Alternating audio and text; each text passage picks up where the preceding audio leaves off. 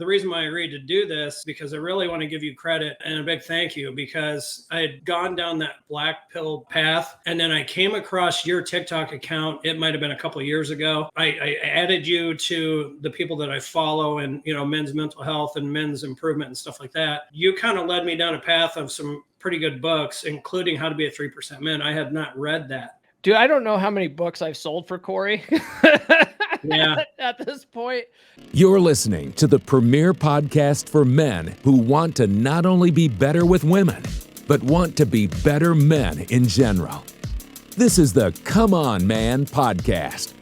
And here's your host, Paul Bauer. What's up, everybody? Welcome back to another week of Come On Man. If you haven't done so already, please like, subscribe, hit those notifications. You know what to do already.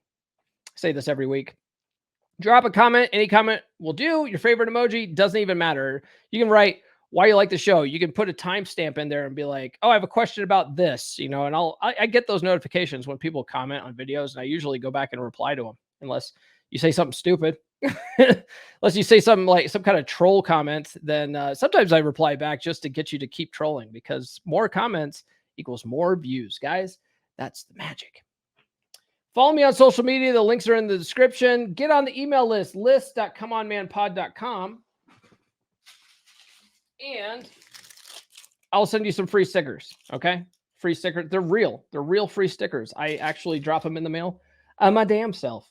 Okay, so get on the email list, list.comeonmanpod.com. If you like these designs, they're also available as merch. We also have Rule Zero merch in the merch store. If you go to merch.comeonmanpod.com, you can get that stuff. We have t-shirts, hoodies, hats, coffee mugs, all that kind of fun stuff.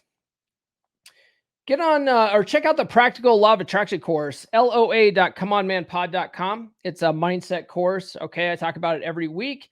And for the entire month of July, you get it for 25% off if you join the Patreon. Patreon.com/comeonmanpod. You can join for as little as $10. You get access to the monthly happy hour hangouts. The next one is July 20th.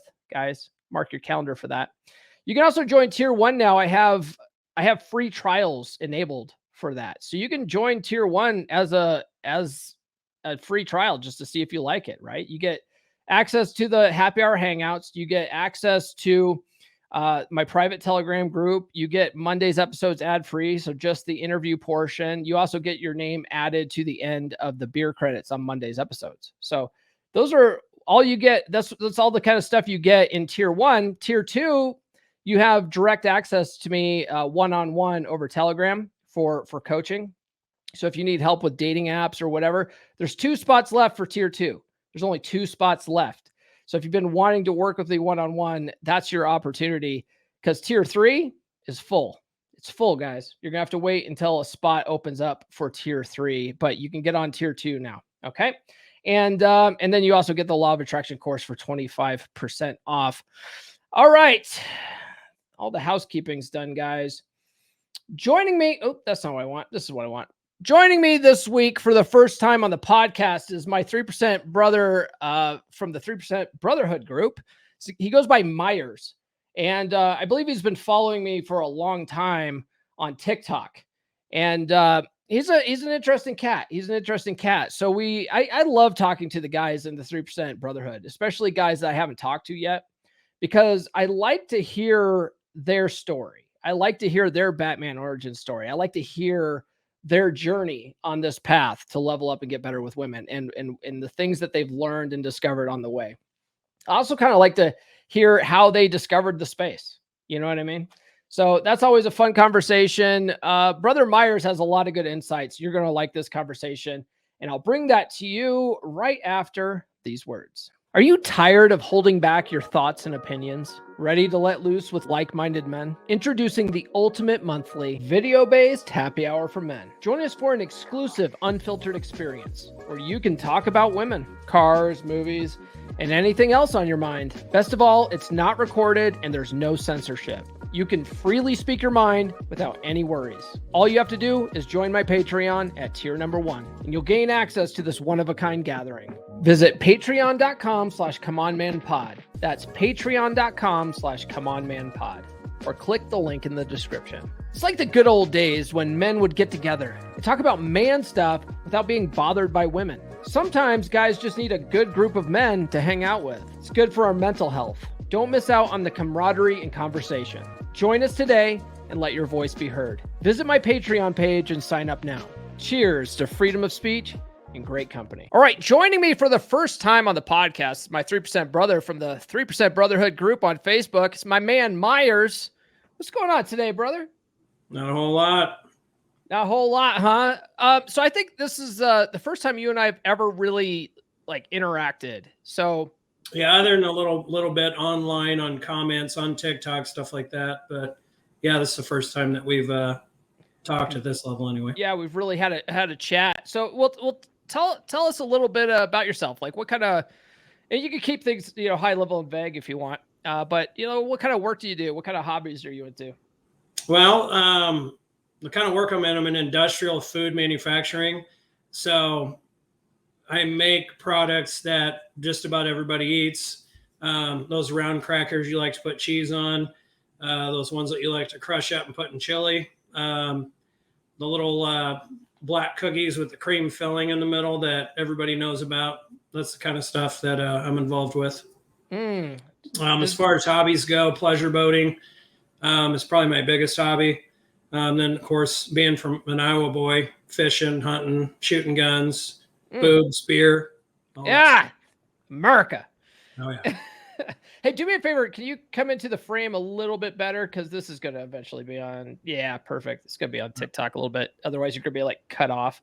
So let me ask you this question, man. Right. What first led you to read How to Be a 3% Man and join the 3% Brotherhood? So I guess the reason why I agreed to do this or reached out to you and said I'd be interested in doing this because I really want to give you credit and a big thank you because I had gone down that kind of black pill, path. And then I came across your TikTok account. It might've been a couple of years ago. And then I added you to the people that I follow and, men's mental health and men's improvement and stuff like that. And you kind of led me down a path of some pretty good books, including How to Be a 3% Man. I had not read that or actually even heard of it until I came across your TikTok program. Oh, okay. Dude, I don't know how many books I've sold for Corey Yeah. at this point, but I should be on it. I should be getting a commission. You should get something. Yeah, absolutely. Yeah. I you probably are aware of this, but I reached out 2 years ago now, going on 2 years now, back in 2021. Yeah, I reached out to him. Yeah, trying to get him on the podcast. And for a while I was just like, oh, maybe he's just not seeing it. Maybe, whatever. But there was the whole thing where the guys from the original 3% Man group went on to one of his videos and basically spammed the comments. And he went through and deleted them all. So it's okay, you see it. Yeah. And that's really too bad because you make really good content that speaks. There's a lot of women hating stuff out there. And that's another reason that drew me to watching your material is that I was becoming kind of a woman hater. And, that wasn't good. But, you had said some things in a lot of your TikTok stuff that kind of led me down the right path when it comes to that. So, I think you put out really good content. It's too bad that you wouldn't give me an interview. Yeah, it's unfortunate. But it actually worked out for the best, because that led me to, and I ended up meeting Rollo, and Rollo came on, and that opened way more doors for me and stuff like that. And the Godfather. Yeah. And Rollo's actually, man, such a down to earth dude. And, he's even told me, dude, Corey's all brand, man. He's all brand. So, whatever. Corey the man might be all brand, but I still recommend his book, because it's such a helpful book. No, dude, it's definitely, I'm glad that I came across your material and I had an opportunity to read it. And I've read it multiple times. When I suggest to guys on books to read around this topic, I always go to that one, and I always go to The Rational Male. Those are the two that I always recommend to everybody when it comes to understanding women, relationships, dating, marriage, everything. So yeah, I'm really glad I came across it. It's crazy. I'd never heard of it until I came across your content. Which one did you read first? You read Rational Male first, or? How to Be a 3% Man. So it's one of those people that were getting tidbits, little, shit here and there from who knows, what creators, and, that just kind of take bits and pieces of that stuff. And then, that's all they put out there. I'm really glad it all came together when I read that book. It was a great book. Dude struck gold there, but yeah. I've watched this. I've looked at his material online. Yeah. And he's definitely, it's more monetary than actually having a little bit of passion about the subject and trying to teach guys, in my opinion. Oh, you're talking about Corey or Corey Wayne? Yeah. Oh yeah. Yeah, man. Like, Rational Male is an interesting one because there's a lot of guys in the MGTOW space, and a lot of guys in the black pill space that sort of cherry pick little things that they hear from Rational Male and sort of spin it into their narrative. Absolutely. And then people end up putting words in Rollo's mouth, and then Rollo just spends 5 hours every Sunday basically saying that's not what I said every Sunday. So how many times have you read 3% Man? You said you read it a few times. 6, I think. Okay. I need to get back to it again. Yeah, I think I retain knowledge just like anybody else, but that knowledge starts to slip over time. I mean, you're not thinking about everything that you read and learn in that book about all the time. So, you need to refresh. Absolutely. I think before that book, I'd never really read a book more than once, and me either. And, before I met, Red Pill Chick, who got me into this space, I never really read any type of self-help books either. I always read novels and stuff like that. And so it was a blessing from that relationship. She got me into listening to audiobooks, which sort of, led me down this path after that breakup. And then when I listened to Corey's book, and he talks about how, we only retain about 10% of the information we read or listen to. That's why you need to read it multiple times. I was like, oh, okay, that makes sense. Yeah. And then I saw an old interview, probably from the early 80s or 70s, from Bob Proctor, talking about why he's read Think and Grow Rich a million times. And same reason, basically, if you really want to become a part of who you are and your personality and just how you act in general, and really, absorb that information, you have to read it multiple times. Yeah. Another great example would be religion. Look how often they review the material in that book. Oh, in Rational Male religion? No, religion in general, Christianity. Oh, yeah. All that stuff. Obviously, they're reviewing that weekly. So, yeah, really, I would say really devout Christians are reading it as they should. Sort of cover to cover, and then back again. Yeah. Right. I'm not super religious. Other people don't do that. Other people just sort of look, Google online for a verse that sort of speaks to them. And and then they take things out of context. It's the same thing. It's just laziness, but yeah. That was a good example. What's that? I just thought it was a good example of how you have to keep on your material to practice it. Yeah. Practice it and live it. Yeah. Yeah, definitely. So you mentioned Rational Male and 3% Man. Any other books that you've picked up and you recommend to people? So yeah, another one that I got from you that was somewhat life-changing was No More Mr. Nice Guy by Robert Glover. So I had I wouldn't say I had an anger problem, but I definitely didn't have my emotions in control. And I learned a lot from that book, and it definitely helped, my marriage, my career, everything. So that's another one I owe a lot to you for turning me on to, is that one. Other ones, I'm just kind of going through my list: Unplugged Alpha, What Women Want in a Man, The Power of Now, Atomic Attraction, stuff like that. Who wrote What Women Want in a Man? Who did write? Bruce Bryans. Bruce Bryans. I'm not familiar with that one. Is that pretty good? You recommend that one? It's been a while since I've read it, but it's about masculinity and stuff like that. I don't want to misquote on your show everything, but it's got subjects of mastering your emotion, mastering your fears, and and stuff like that. Got it. Have you noticed that? So I recommend the my holy trinity of books on here, but you'll find it's when I first read Dating Essentials for Men by Dr. Robert Glover, it was very similar to Corey Wayne's book, at least the Okay. recommendations in it, right? Like not the layout. It's not, you can't really say like, it's the same, but Plagiarized. yeah, you can't say that. But I was like, man, I wonder, like it came out after Corey's book. And I wonder if like Glover read Corey's book and sort of, incorporated any of this.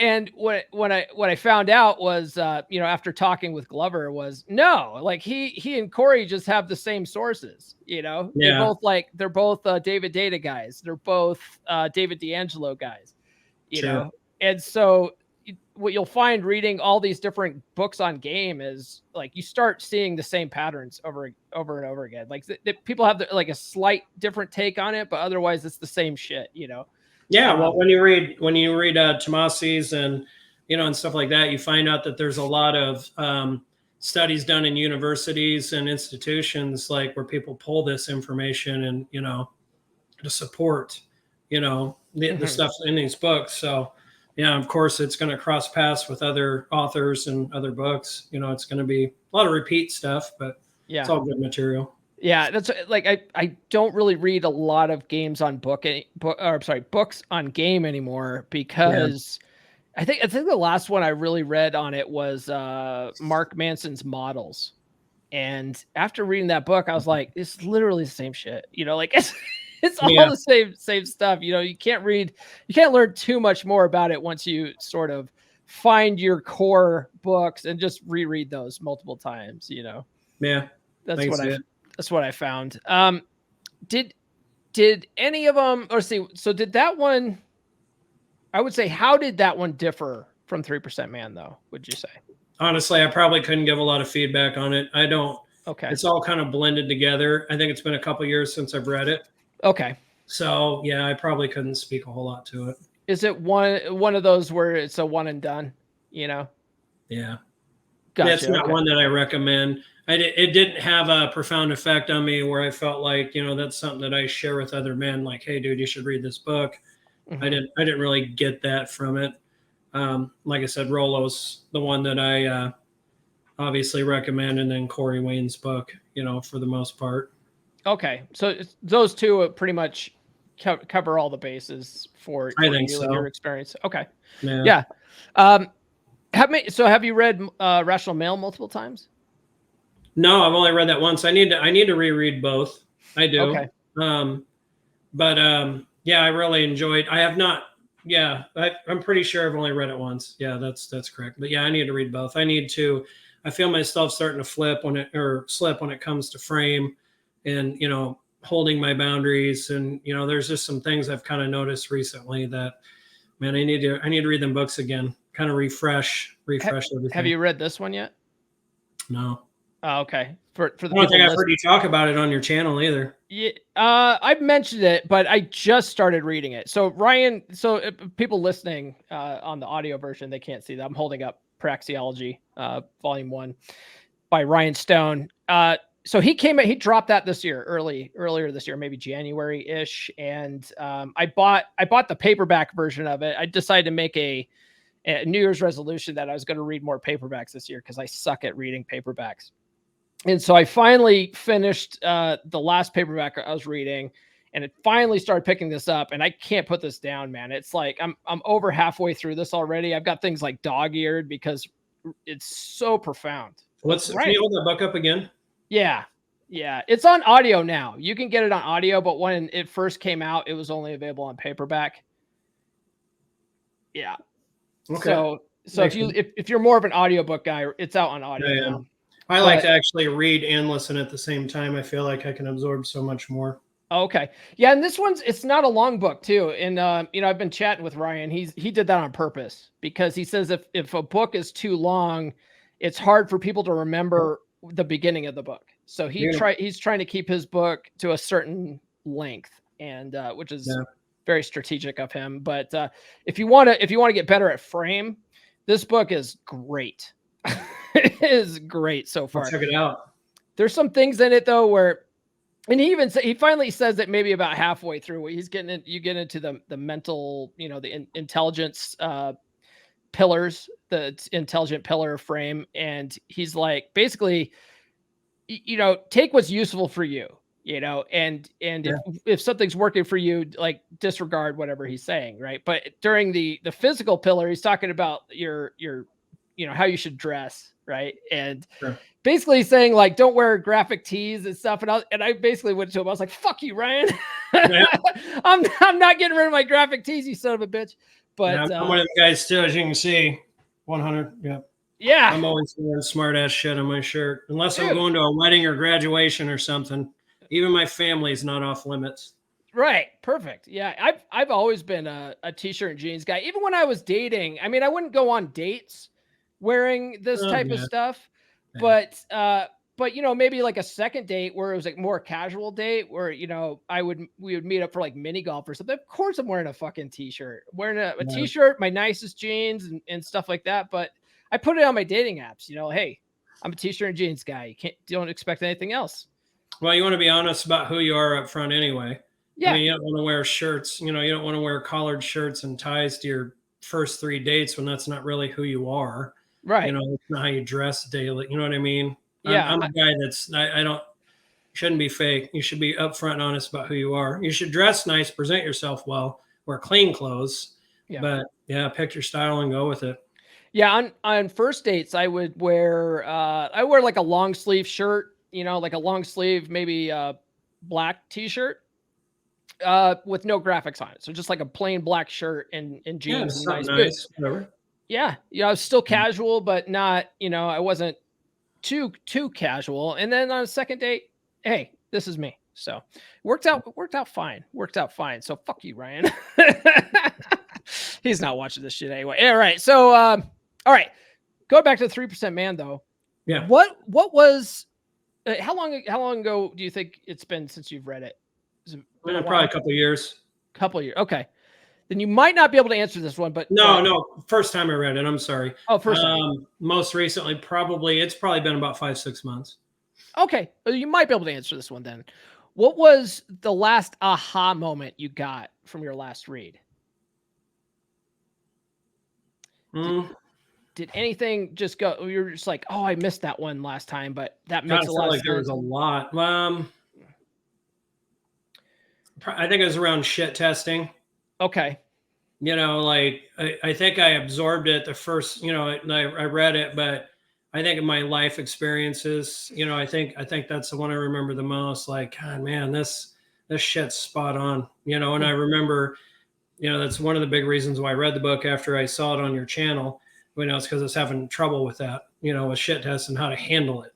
God, I wish they'd teach all of us men how to deal with those. I mean, the first time I read the book and got the information, it helped tremendously, for my mental health and my relationship. But yeah, that was probably the big one. It's like, God, I got to remember this. If I'm gonna reread the book, this is really where I need to have, my attention, because that affects my life the most. When I'm getting shit tested, I don't like people messing with me. I don't like people poking me. I don't always react well to that, but that taught me too how to react to it, how to take it, why it's being done, and that's where I start to slip. Yeah.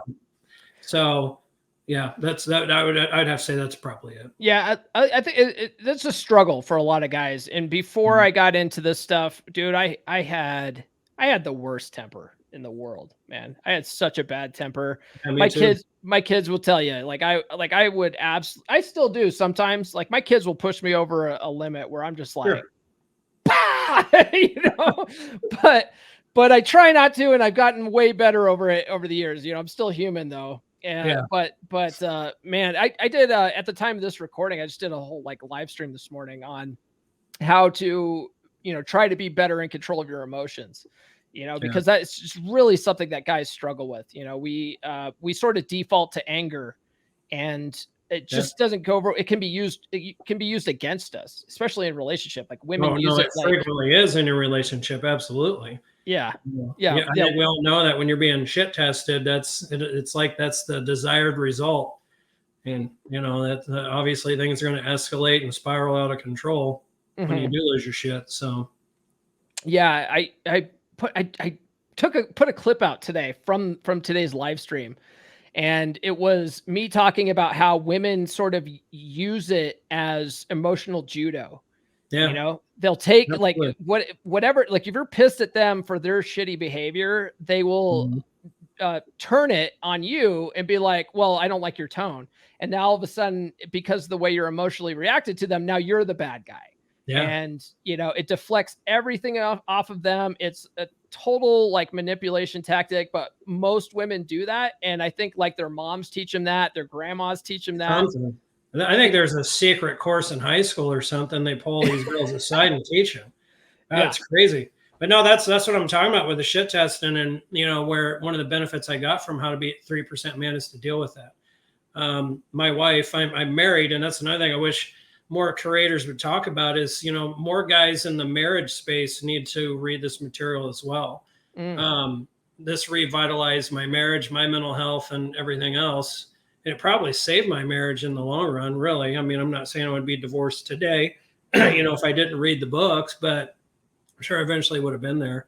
But I never understood shit testing. I never understood that women do that, you know, and it's natural. All women are going to do it. You're never going to get around it. You're never going to find a woman that never does it, you know. So how to deal with it and take it, you know, guys need to learn, you know, it's not worth it. Then you're pissed for 3 days, and, you know, then your kids are affected and stuff like that. You know, it's just, it's great information to learn. I wish I would have learned it earlier in life.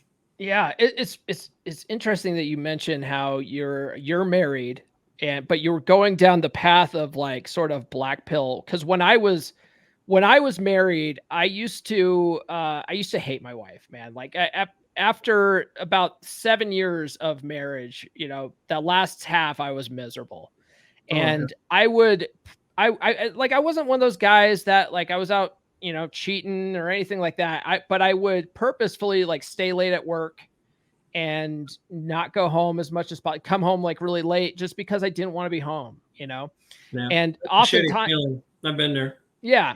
And oftentimes one thing that like did not help was on my way home, I would listen to Tom Likas. Have you ever listened to Tom Likas? I don't think so. Didn't ring a bell. Luis, brother Luis, he just posted a video in the 3% Brotherhood of like an old Tom Likas rant in the group. Oh, like, you talking about the radio guy? Yeah. Oh yeah. I mean, I can palate his material, but yeah, he will definitely make you be a woman hater. That's for sure. Yeah, go ahead. That guy, man, like I would listen to that on the way home and just resent my wife, man. Yeah. Just because my wife was one of those stay-at-home moms, so she didn't work. But my wife wasn't the kind of wife that, you know, really was doing it for the right reasons, right? There's some women out there that want to be the traditional stay-home wife because they really want what's best for their kids. They want to take care of their family. They want to, you know, support their husband. My wife wanted early retirement, right? And I could see that, and so. I would just be seething, you know, listening to Tom Likas about all these gold diggers, and I'd be like, when you're upset, when you're in your own emotions, and you know, you're not happy about your situation, that shit really speaks to you, and then it makes you resent your wife or your girlfriend, you know, and stuff like that. I've been there, man. Yeah, that's why. So when Luis posted that in the group, I commented, I was like, dude, I used to listen to that guy when I was married. It did not help my marriage at all. Like there's nothing that guy says that is helpful. So going back to, you know, in the beginning of the interview, like that's where I owe you a big thank you. You know, I probably would have continued down that path because there's not a lot of creators like you that are encouraging the other. You know, it's really all they post is, you know, women suck, women do this, women that, you know, there's not a lot of creators out there that are saying, hey, you know, women, yes, this is their behaviors, this is why, but, you know, you got to figure it out, be a man, tough it out. You know, there are a whole lot of creators like, you know, that are saying that kind of shit like you are. So yeah, it was man, I had a negative idea of what like red pill was when I first got into the 3% Man group. And just because like, man, like I call them like the fake Rolo guys or like the fake red pill guys, you know, they would originally go into the original 3% Man group and then just drop like the iron rules of Tomasi and shit on women. It's like they would do that and then leave. And you're like, how's this helpful? You know, it just makes women look like crap, and you don't get the full context when guys do that. And so I had this negative idea of like what red pill was. And then I actually talked to the guys that wrote the books on it, like Ryan and Rollo, and, some other guys that have been in the space a long time that most people have never heard of. These are like guys that actually Ryan quotes in his books, guys that Rollo quotes in his books. And you talk to these guys and you're like, holy shit, like red pill isn't about hating women at all. It's about just understanding them. It's for men's sexual strategy, sure, but it's not about hating women at all. And so, that's not the perception you get, though. Most of the creators out there, and it's really not the perception you get. Yeah, well, it's rage bait, and it gets views, and it gets about the clicks. Yeah. Yeah, because it gets guys, anything that creates an emotional response gets views. It's like the Jerry Springer effect. It's pro wrestling. And so when I learned that, I was like, oh, okay. That's why Fresh and Fit, get 1 million subscribers, is because they, it's rage bait. These guys want to see these women get their comeuppance because fuck women. Yeah. And it's a winning style. And so then guys like me, that I'm like, okay, guys, like let's use this to our advantage, and let's have good relationships. Like, no one wants to see it. Another great example of Andrew Tate. Like, you want to talk about rage baiting? I mean, I can palate the guy. The guy's, I mean, good on him, but man, the younger guys are watching his material, and I bet they can't. I mean, they just can't imagine they'd ever have a good opinion about women. Tate is it's another one of those guys too, where they take everything out of context, though. Like, they take like the worst possible clip, and if you watch the whole thing, smart. Yeah. Genius marketer. Too bad he ended up in jail for a while, and now he's under house arrest. But that's neither here nor there. So okay. So you said that, some of this material probably helped, turn your marriage around and stuff like that. I mean, like, what kind of the 3% man principles did you implement in your marriage that really made you see a difference? Okay. So the shit testing is probably the biggest one. Okay. And then I was probably like most guys, I worked to not have anything to do.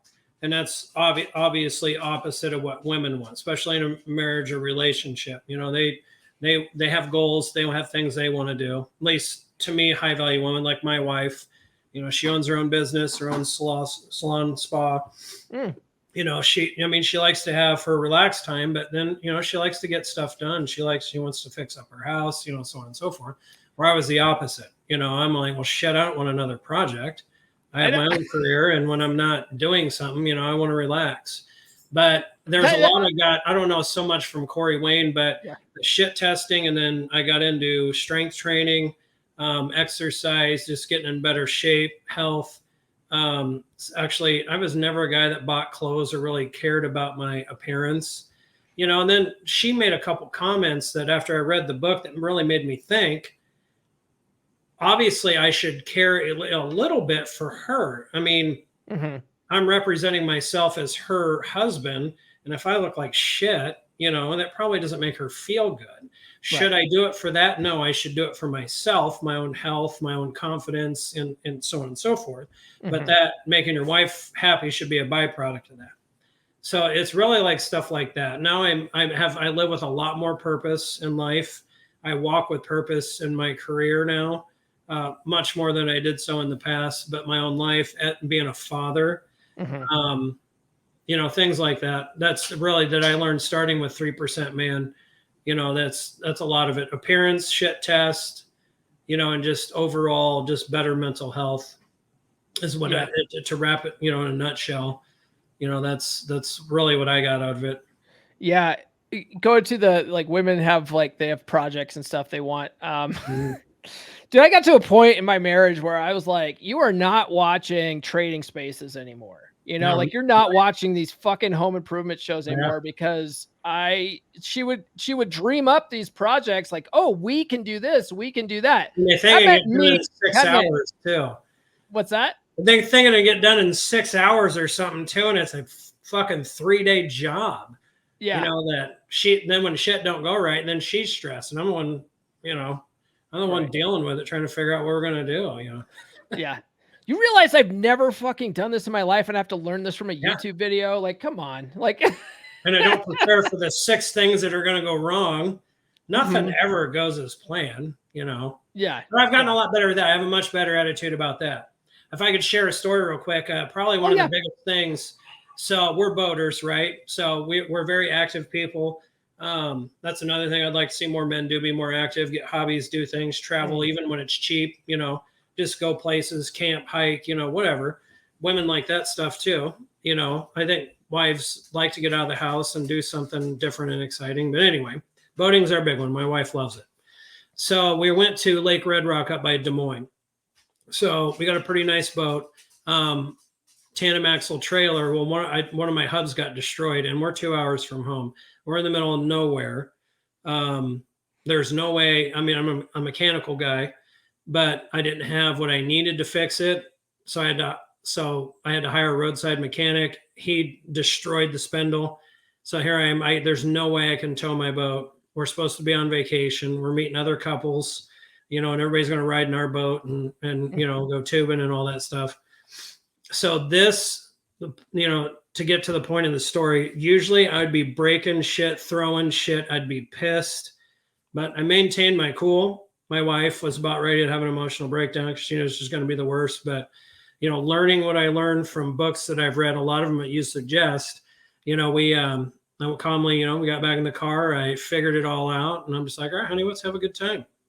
And you look like she about shit her pants. She couldn't believe that, that was just, like, we're all right, we're good. Being a leader, being a leader in your relationship. If I'm going to have a meltdown and freak out, I mean, obviously I'm not doing my job as a man and a husband, but it's really cool. So I hired this tow truck from a neighboring town, big flatbed. He's like, I think I can get it up on the flatbed. So I could probably send you pictures of it, but it was a $300 tow bill. But I got him to drag it up on the flatbed, took it to the lake, and I had him back the flatbed wrecker into the water and get my boat off the trailer that was on the flatbed. So we're still able to use the boat while the boat got repaired. So that's nice. I look like the fucking hero, Yeah. Dude, inside I wanted to kick shit and break shit, but yeah. I held my cool. Dude, man, I have a few stories like that since I've been dating Nurse Chick, and one of them was like, man, maybe, I don't know if it was like within our first year of dating, but she really wanted to do this fancy date. She was always doing this stuff too. She's listening right now. And she always wears these like ball gowns and stuff, right? We live in ranch country. There's like no place to wear fancy ball gowns like this. But I dressed up, nice for the occasion. I think at that time I didn't even own a sport coat because like there's no place to wear that kind of stuff out here. So I wore a button-up shirt and like my nicest jeans, my nicest boots. She wore this fucking like fabulous ball gown. We went to this really fancy restaurant, and then when we went to go get in the car to go to this like nice speakeasy type bar down the street, my car wouldn't start. Something was wrong. Like just wouldn't even turn over. It was just like totally dead. Yeah. And it was like a Saturday night, and out here, nothing's open past like 9:00. And on Saturday night, like none of the shops are open and stuff like that. So I was like, well, normally I would be like totally pissed. Right. Yeah. And so I was like, well, you know what? The speakeasy is just down the street. Let's walk. And so we went down there, had a couple of drinks, and I just act cool, the whole time, had a couple of drinks, stayed relaxed. In my head though, I'm just freaking out. Like, what the fuck am I going to do about this car? Yeah. What's this going to cost me? Right. Yeah. Sure. And, but I just didn't let her feel that at all. Yeah. And then I was like, all right, you know what? Let's call roadside assistance. I have roadside assistance, with my insurance. So call roadside assistance, try to work with those dipshits, and finally got a tow truck out to tow my car to to a shop, and then filled out the overnight form or whatever and left the keys in, and then we called an Uber and went back to her place, and she just thought I handled everything like a boss. I just kept my cool the whole time. She was just trying to like make out with me while we were waiting for the tow truck and stuff. She just like wouldn't keep her hands off me and I was just like the whole time in my head, like, what the fuck is going on with this car? I would have went with that.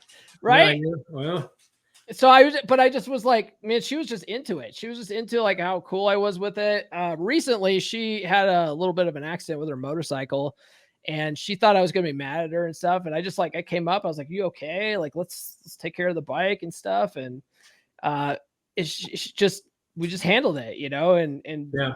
Just well, women want a strong man, and if you're freaking out and losing your shit, are you really being a strong man? Right. I mean, yeah, they like Dr. Glover says, like they don't want you climbing on their emotional roller coaster. Like, so they're supposed to be their support. Yep. Yeah, it's amazing how that works and how they naturally just like fall into their feminine when you can get your goddamn emotions under control. It's so hard, man. Prior to reading these books, man, nobody ever taught me that. I never learned that. Never. Oh, dude, my dad is the worst. Yeah. What's your dad like? Is your dad like that? Like, oh man, yeah. My dad and his wife fight all the time. It actually gets fucking annoying. He don't give her an inch. Gets pissed about everything, and I used to be that way. mm-hmm. But I've moved so far past that now. I hardly get mad about anything anymore. So, and he's 72. They have two houses. They have one on the river. It's on stilts. So when the river does flood, and we were talking about earlier, when the river flooded, we have to get stuff out, stuff under the cabin. There's a whole party patio under it. So there's a lot of shit to get out of there. And he bitches the whole time. I'm like, Dad, don't worry about it. Nobody cares. We're here to help. He just freaks out, and then she's bitching at him, and he's bitching at her. It's like, God, guys, shut up. Yeah. God. It's like you live by a river on stilts. Like, what do you expect, man? I mean, in some years you don't have to do it. Some years you got to do it a couple times. I mean, you got a network of friends and family willing to help. But yeah, that's probably where I learned my very poor emotional control. And didn't learn anything about stoicism. Mm-hmm. My dad would definitely, he would say, if a woman tries to piss you off, just kind of laugh about it because it'll piss them off. That's kind of the extent of, the kind of stuff that I learned from my dad. But he'd bitch about everything. He didn't want to do anything. He wanted to relax and do things that he enjoyed doing. He didn't want to work on things or fix things or really want to deal with problems. He wanted to go to work. And he did. That man didn't miss any work. He went to work sick. It didn't matter. So he felt like that earned him the right to go home and not really do anything every day. And whatever, if that's the kind of life you want.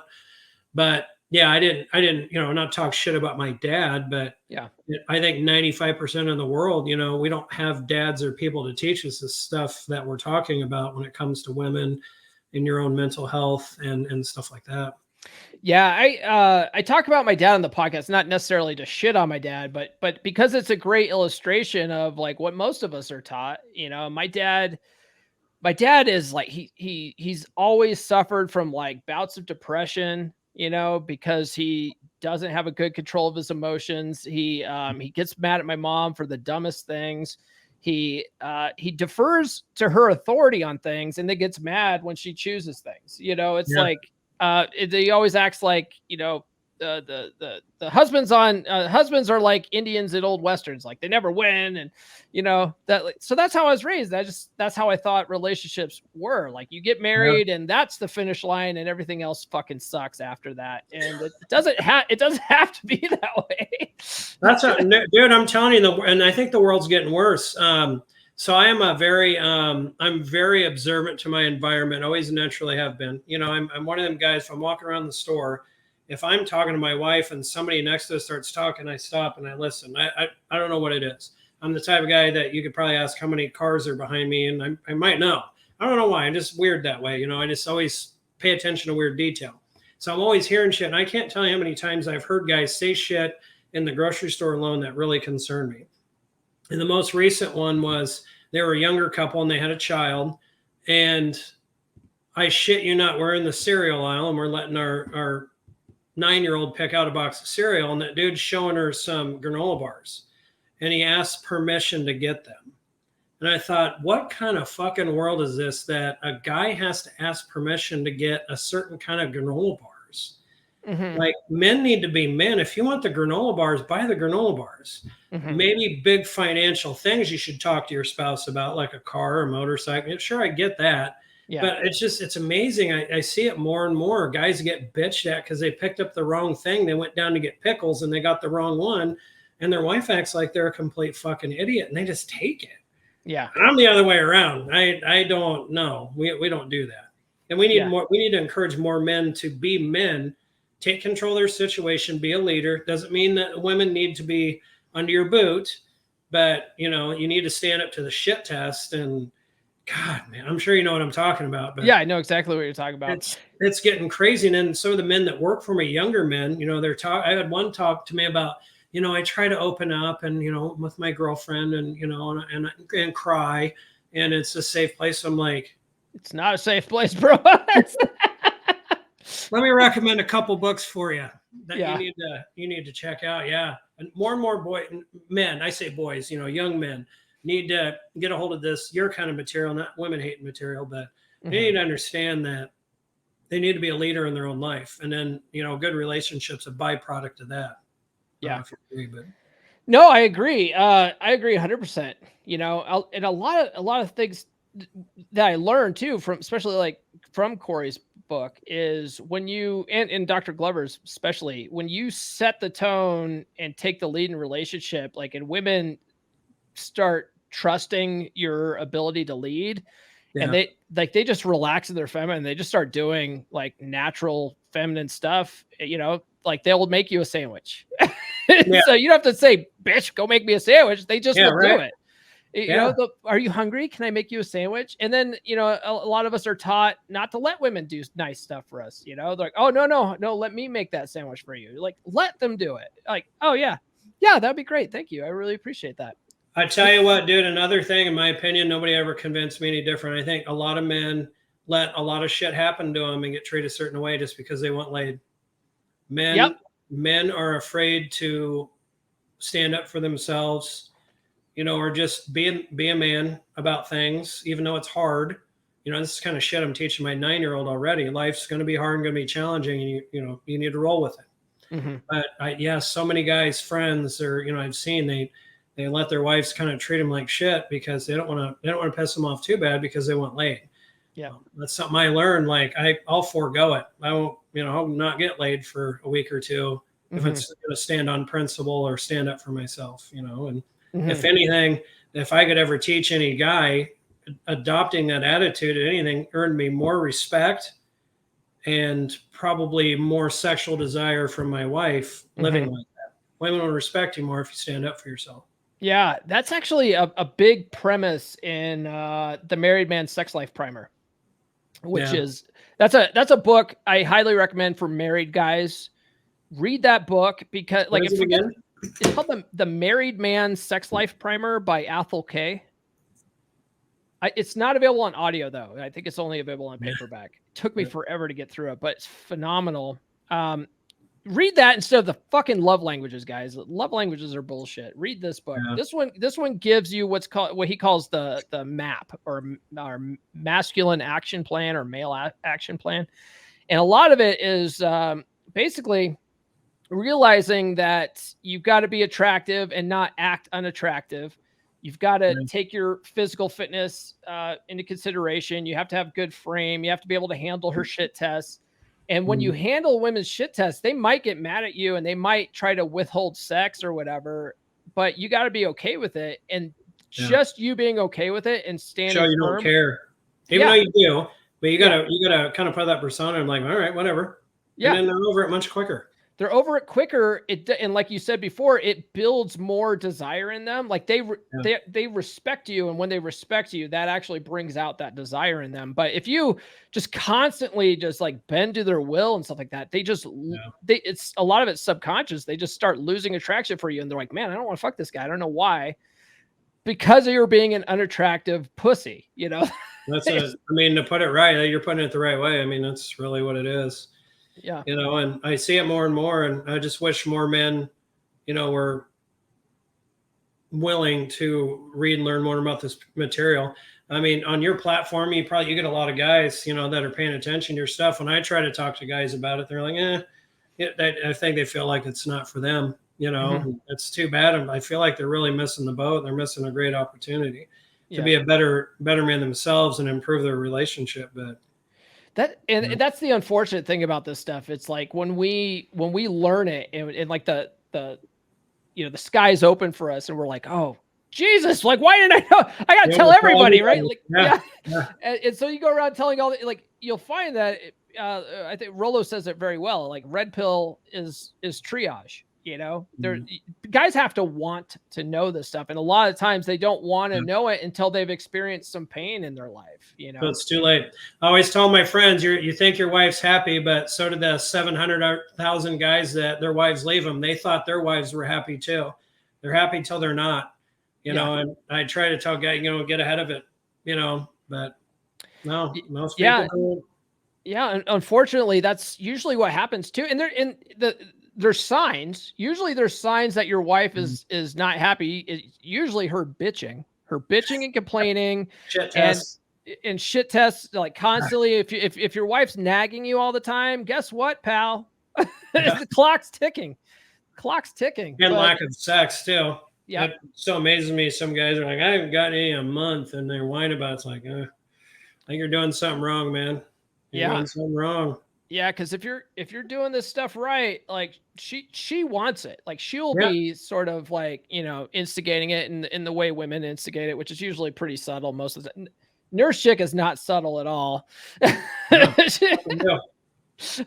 I gotta do is I just gotta feed my wife one margarita, and it's like something you'd see online. It gets nice. See, that's a good problem to have. Yeah. I was joking with Alan Roger Curry. He wrote Mode 1. I don't know if you read Mode 1.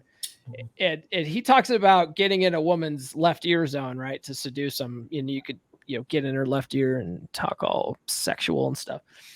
And I was like, I go, you know what? I go, my girl always sits on my left side. She's seducing me. Like she knows exactly what she's doing. Does it work? Yeah. Well, for her seducing me, of course it does. She knows what she's doing.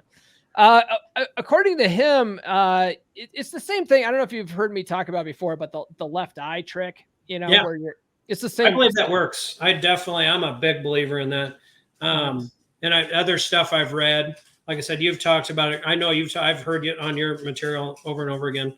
But yeah, absolutely. That eye contact, it seems to, and I don't believe it, not just with my wife, but in the past, just thinking that definitely, obviously there's something there. But the idea behind it is that when you look into someone's left eye, it's connected to their right part of their brain. And that's the emotional blah, blah, blah.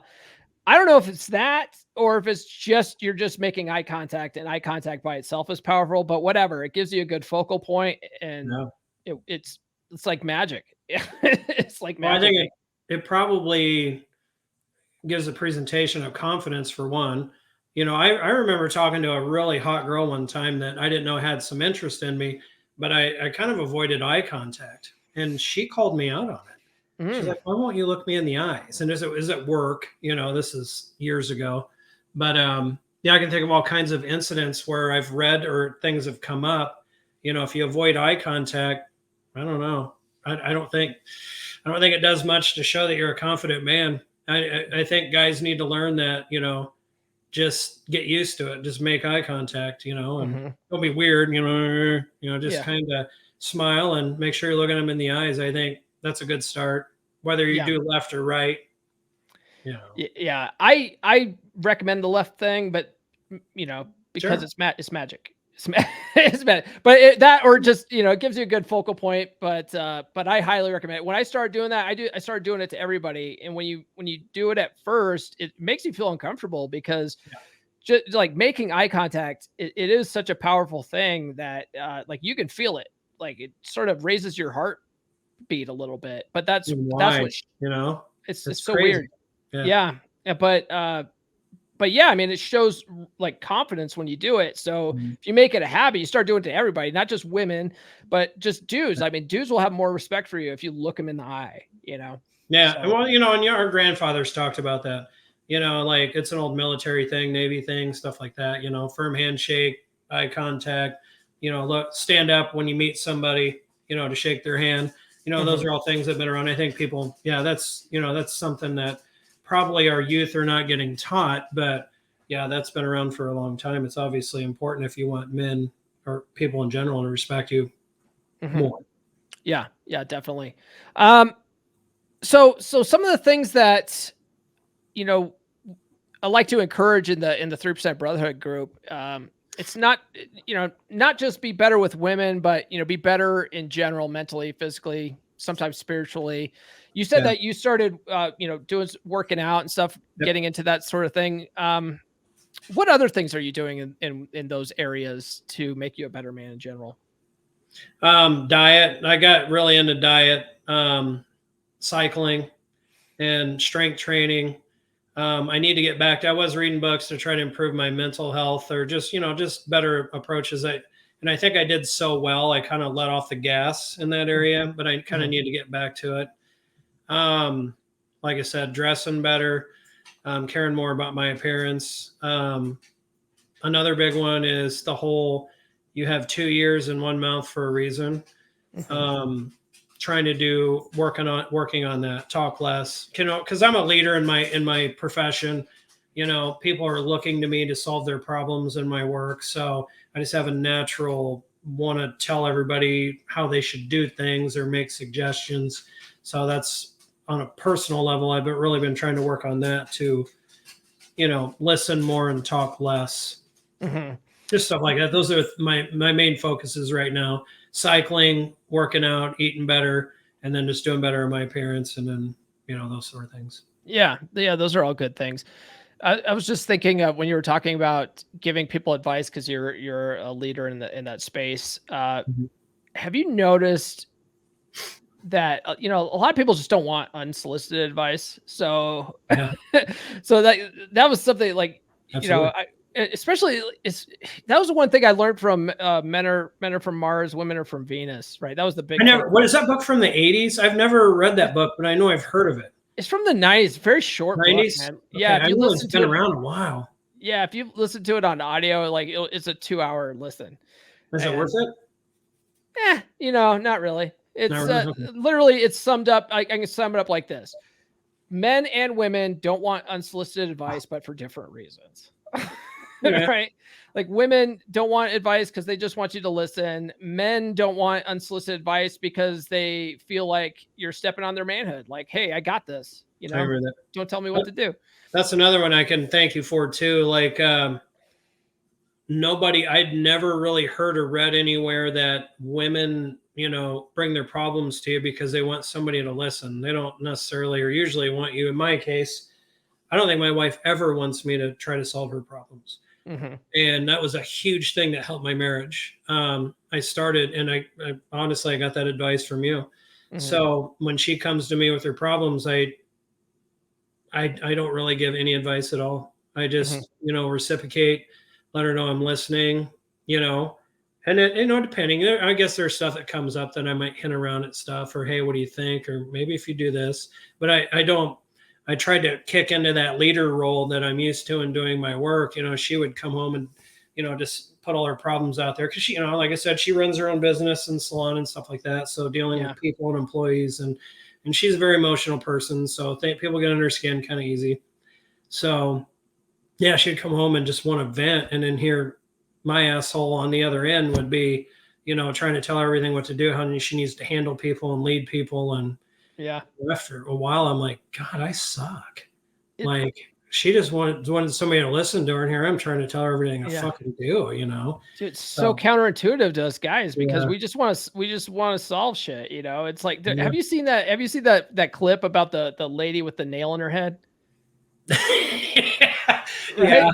That's what it is. And the guy's like, well, there's a clear solution here, and she's like, look, it's not about the nail, okay? It's about my Yeah. feelings, I and mean, yeah, that's supposed to be funny, but it's pretty much true. it's spot on. That's exactly how it is. Ugh, I'm lucky though, because like Nurse Chick is super quiet, doesn't bring her problems either. yeah. She's just if I have to like pry it out of her. Most guys would be like, dude, she's like, sounds like the perfect woman. She's pretty great.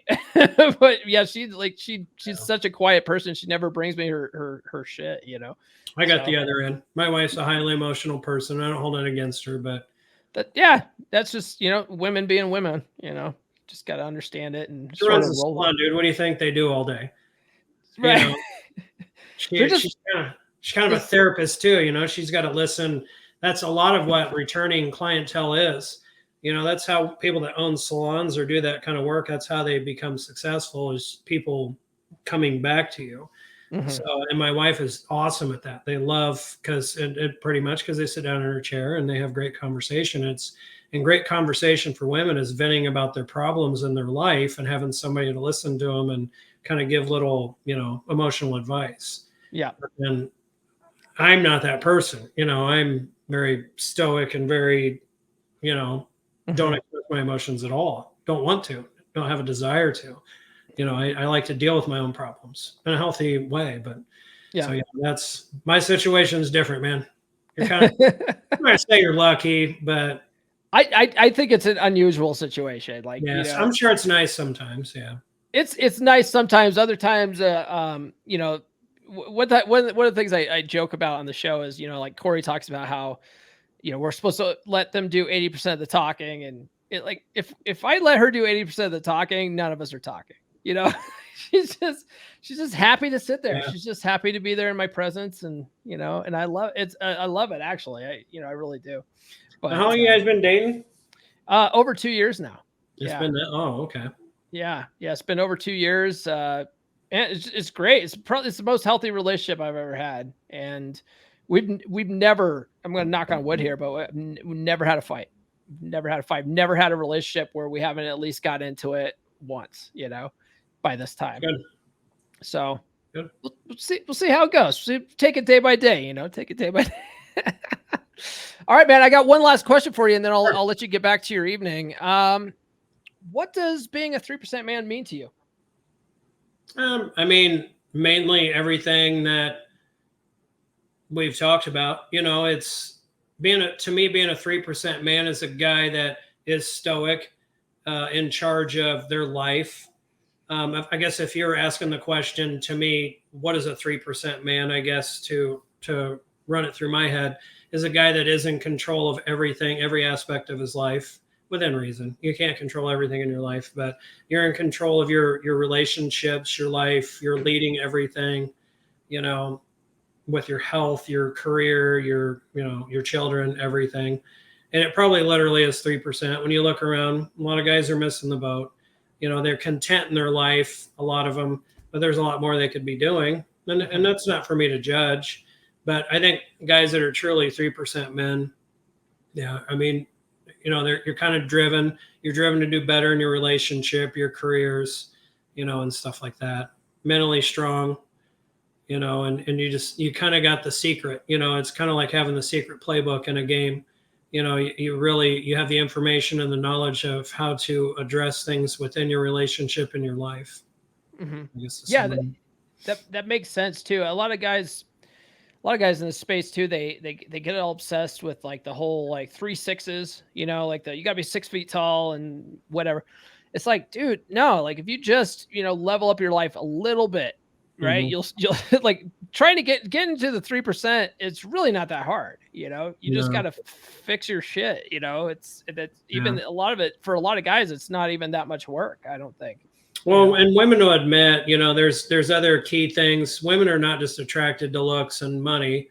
Women are attracted to guys. I think all women are attracted to guys that are somewhat successful, and are a leader and, have a network of friends and have somewhat of an exciting life, kind of do things. I don't think women are generally attracted, when you kind of sit at home all the time and not really do anything exciting. They might be happy now, but a year or two down the road, and who can blame them? Yeah. I think people, don't get caught up on the money and, if your dick's this size or you do this for a living. I've seen guys that are with high quality women or high value women, that aren't necessarily really attractive, but they're confident, they're fun, they're adventurous. Mm-hmm. That's the kind of shit women truly look for. I mean, Yeah. You know, I don't pay any attention to how much you make, how big your dick is, and all that. No, that's I'm all too that. confident of a guy. I don't care. I don't care. A lot of that kind of stuff is a cope at the end of the day.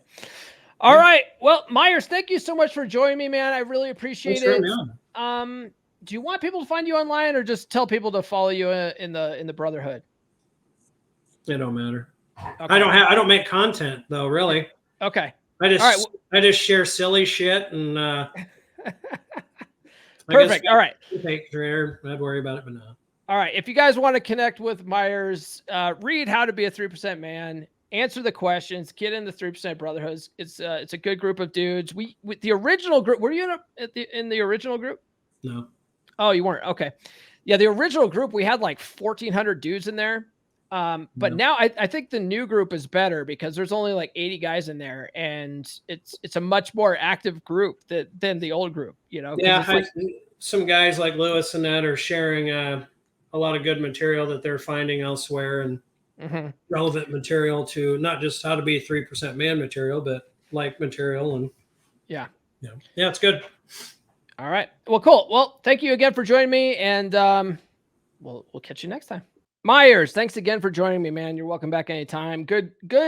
Finally getting to sit down and have a conversation with you, man. And it's always good to talk to the guys in the 3% Brotherhood. You know, I like getting to know all the guys in there. You know what I mean? There's some guys that I've had lots of conversations with. There's some guys that I'm pretty close to. There's other guys there's always new guys. There's always new guys coming in. So I like meeting the new guys. I like hearing their stories. So thanks for joining me today, and thanks for sharing your story. All right, guys, be sure to tune into the live stream Wednesday. I'm not sure what the topic's going to be at this time.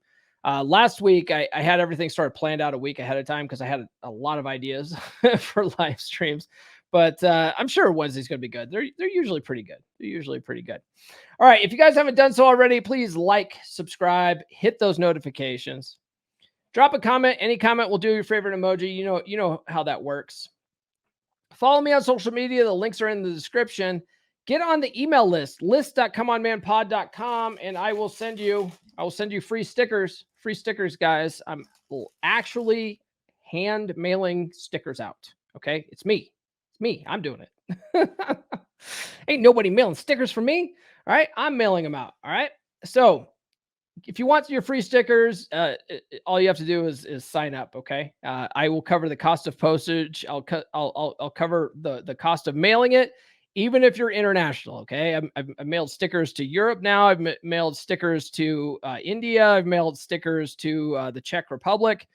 I've mailed stickers to Canada, a bunch of stickers to Canada. There's lots of Canadians that watch this show. You guys must all follow me from Ryan Stone, I'm guessing. Lots of Canucks up there with red pilled stickers.